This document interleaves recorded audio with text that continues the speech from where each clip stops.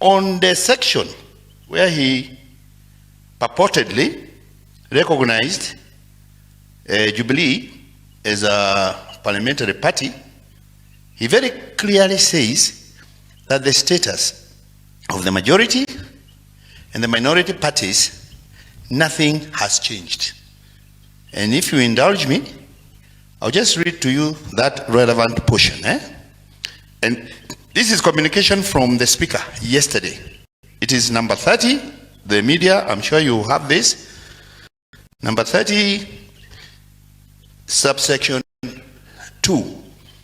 And he said, and I want you to listen to me very, very carefully, what to your media. He said that to give effect the provisions of Article 36 of the Constitution on freedom of association and Article 38 of the political rights, which confer upon each member of the House the right to determine which entities they wish to be associated with, and the right to make political choices, the Jubilee Party is hereby recognized as a parliamentary party within the meaning of Standing Order 20A. This is the operative word, sentence. This recognition does not in any way elevate it to or affect the status given to the majority party and the minority party by the Constitution and the standing orders. Tumeelewana hapo? Huyu ni Wetangula mwenyewe. We always had the numbers to be called a parliamentary party.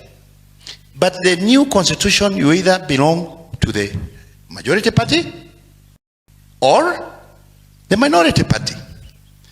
Either by being part of the majority Azimio coalition or the Kenya Kwanza minority coalition. By the way, they were the minority.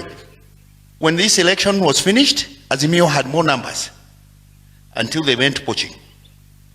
Wetangula still manipulated that in that ruling when he declared them the majority party. But that's water under the bridge.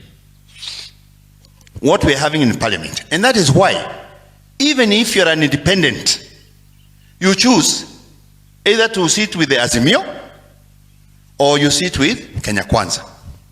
Na kwa hivyo, na our minority whip is here today. Those people who were given positions in committees in parliament from Jubilee were given by Azimio coalition. Tuko pamoja? Forthwith, we are going to ask our deputy whip waongee na the minority whip na minority leader, na umetumwa na chama. You would whip all those people from